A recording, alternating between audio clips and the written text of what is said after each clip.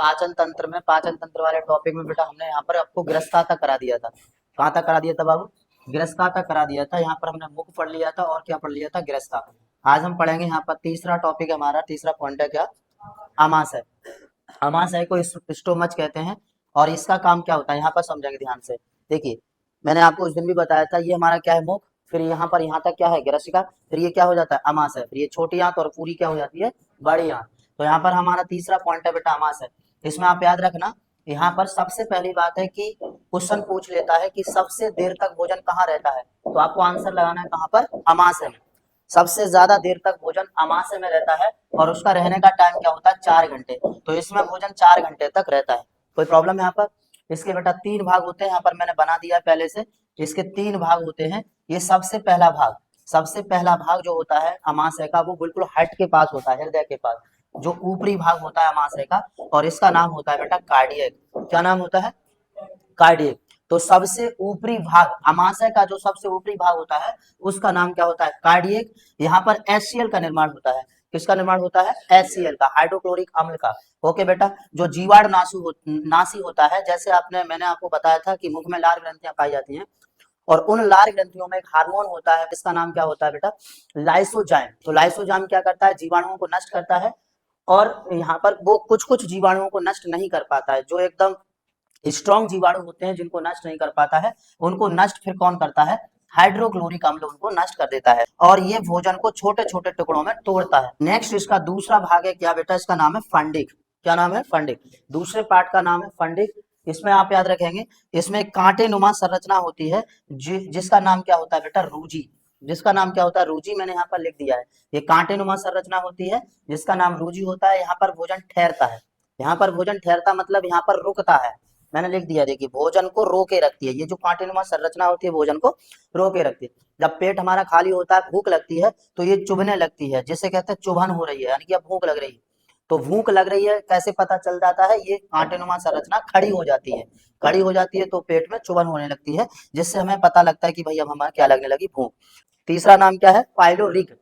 Pyloric का नाम क्या? यहाँ पर इसमें क्या होता है बेटा? जठर ग्रंथि। यहाँ पर ये देख रहे हैं, इसमें ग्रंथि होती है, ये इसका नाम होता है जठर ग्रंथि।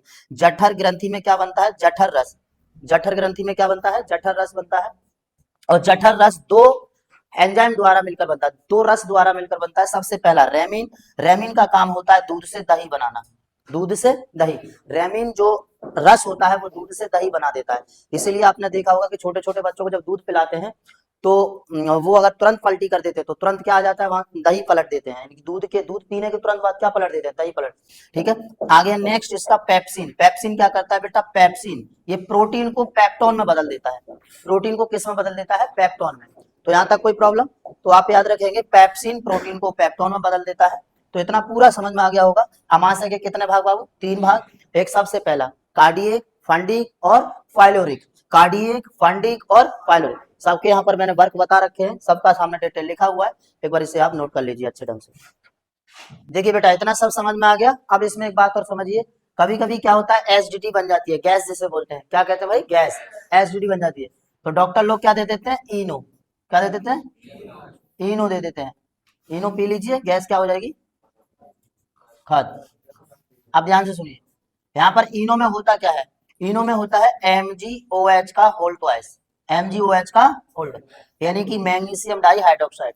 ये मैग्नीशियम हाइड्रोक्साइड होता है। कभी इसमें भी दिक्कत आ जाती है, और खाना ज्यादा खाने के कारण भी एसिडिटी बन जाती है। ठीक है। तो उसको इसे MgOH का होल ट्वाइस लेने पर क्या हो जाता है? वो गैस खत्म हो जाती है, क्योंकि वहां पर हमें क्या मिल जाता है? देखिए, ये क्या है यहाँ पर? अम्ल। और ये इसमें क्या मिल गया? क्षार। तो अम्ल और क्षार जब आपस में मिलते हैं, तो क्या कर देते हैं? वहां पर उदासीन कर देते हैं उसको। और जब न्यूट्रल कर देंगे, और न्यूट्रल कर देंगे, तो वहां पर गैस क्या हो जाएगी? खत्म हो जाएगी। ओके। अब देखिए, क्वेश्चन यहाँ से बनता है कि भाई एक बात बताइए कि यहाँ पर HCl है, हाइड्रोक्लोरिक अम्ल बनना है सर। अब ये हाइड्रोक्लोरिक अम्ल है, ये जब इतना खतरनाक होता है, तो ये इतना खतरनाक हाइड्रोक्लोरिक अम्ल है, तो इस पेट को क्यों नहीं नुकसान पहुंचा रहा? इसको भी तो क्षति पहुंचनी चाहिए।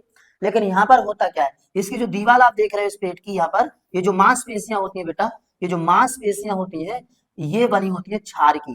किसकी बनी होती है? क्षार। जिसे हम म्यूकास कहते हैं। क्या कहते हैं? म्यूकास। ध्यान से सुनना, ये म्यूकास की बनी होती है, जो एक क्षार के रूप में रहता है। और यहाँ पर, और ये बन रहा है यहाँ से अम्ल। और क्षार और अम्ल आपको पता ही है बच्चों को, जब क्षार और अम्ल जब आपस में मिलते हैं तो उदासीन पदार्थ बना लेते हैं, उसे क्या कर देते हैं, न्यूट्रल, क्या कर देते हैं, न्यूट्रल। जब वहां पर न्यूट्रल ही कर देंगे तो यहाँ पर इस जो ये परत है हमारी पेट की मांसपेशियों की, उसमें क्षति नहीं पहुंचती है। कोई प्रॉब्लम है इसमें? तो यहाँ से 2-3 क्वेश्चन यहाँ से बन जाते हैं। ये पूरा टॉपिक आपको समझ में आ गया होगा। अब नेक्स्ट इसके आगे देखते हैं बेटा, यहाँ पर छोटी आंत को, और छोटी आंत से पहले देखते हैं, ये देखिए अग्नाशय, लिवर और पित्ताशय। चलिए तो इसे आप कर लीजिए। देखिए बेटा ध्यान से, यहाँ आप समझते हैं छोटी आंत से पहले यहाँ पर समझ लेते हैं अग्नाशय को, क्योंकि अग्नाशय यहाँ पर क्या करता है, छोटी आंत में जैसे भोजन जाता है, एक बात और समझिए यहाँ पर, जैसे यहाँ पर बेटा ये अमाशय है, अमाशय में भोजन आता है, और अमाशय से जब छोटी आंत में भोजन जाता है तो वो जाता है कायम के रूप में। किसके रूप में? कायम। अमाशय से जैसे भोजन जाता है छोटी आंत में तो उस भोजन का नाम क्या हो जाता है फिर वहां पर? कायम। क्या हो जाता है? कायम। और अब अमाशय यहाँ पर छोटी आंत में पहुंचता है, तो छोटी आंत में पहुंचने से पहले तो भोजन के पाचन के लिए क्या चाहिए? एंजाइम चाहिए। तो वो एंजाइम कौन कौन छोड़ता है? एक अग्नाशय और एक यहाँ पर लिवर और पित्ताशय, पित्ताशय और लिवर। तो यहाँ पर अग्नाशय के बारे में सबसे पहले समझेंगे कि अग्नाशय क्या क्या एंजाइम छोड़ता है। देखिए बेटा, ये एक मुख्य पाचक ग्रंथि है। ये क्या है? मुख्य पाचक ग्रंथि होती है अग्नाशय। यहाँ पर ध्यान, ये पूर्ण पाचक एंजाइम छोड़ता है। और पूर्ण पाचक एंजाइम कौन कौन से होते हैं? यहाँ पर मैंने एक शब्द लिख दिया, लेट, लेट, LAT।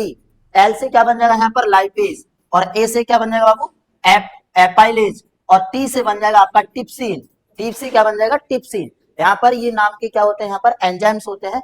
अब समझेंगे लाइपेज का काम क्या होता है। लाइपेज यहाँ पर फैट या वसा या लिपिड, लिपिड होते हैं तेलीय पदार्थ, जो ऑयल यानी कि जो चिकने पदार्थ होते हैं उन्हें हम क्या कहते हैं बाबू? लिपिड कहते हैं। इनका पाचन करता है कौन?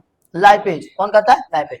उसके बाद में एपाइलेज का काम होता है ये स्टार्च यानी कि मंड, जो हम अनाज खाते हैं उनका जो चिक्कल होता है उसे क्या कहते हैं? स्टार्च कहते हैं। तो उसको मुंह पहले से शुरुआत कर देता है किसकी? पचाने की। अब जो ज्यादा डेंजरस स्टार्च रह जाता है उसे कौन पचा देता है? एपाइलेज पचा देता है। तो मंड का पाचन कौन करता है? एपाइलेज। और ये कौन एंजाइम छोड़ता है? अग्नाशय। आगे नेक्स्ट आता है बेटा टी से टिप्सिन। टिप्सिन करता है प्रोटीन का पाचन। देखिए इससे पहले हमने अमाशय पढ़ा था, अमाशय में हमने देख लिया था कि यहाँ पर कि जो पाइलोरिक होता है, पाइलोरिक 2 रसों से मिलकर बनता है, एक आपका रेमिन और एक आपका कौन सा बेटा? पेप्सिन। ये मैंने आपको बताया था। तो पेप्सिन का काम क्या होता है? प्रोटीन को पेप्टोन में बदलना, प्रोटीन को पेप्टोन। अब ये पेप्टोन का पाचन कहाँ हो जाता है? अग्नाशय। जब एंजाइम छोड़ता है तो कौन कर देता है? टिप्सिन कर देता है पेप्टोन का पाचन। कोई प्रॉब्लम यहाँ तक? तो ये हो गया हमारा क्या? अग्नाशय। अब बेटा नेक्स्ट समझते हैं अभी लिवर। तो इतना पहले नोट करिए जल्दी, ध्यान से समझियो। देखो बेटा, अब यहाँ से अमाशय के बाद भोजन कहाँ जाएगा? छोटी आंत। और यहाँ पर छोटी आंत को पचाने के लिए एंजाइम चाहिए, तो अग्नाशय एंजाइम और लिवर एंजाइम छोड़ेगा। जब अग्नाशय एंजाइम छोड़ता है, लेकिन एक बात याद रखना यहाँ पर, अभी हमने अग्नाशय को समझ लिया था।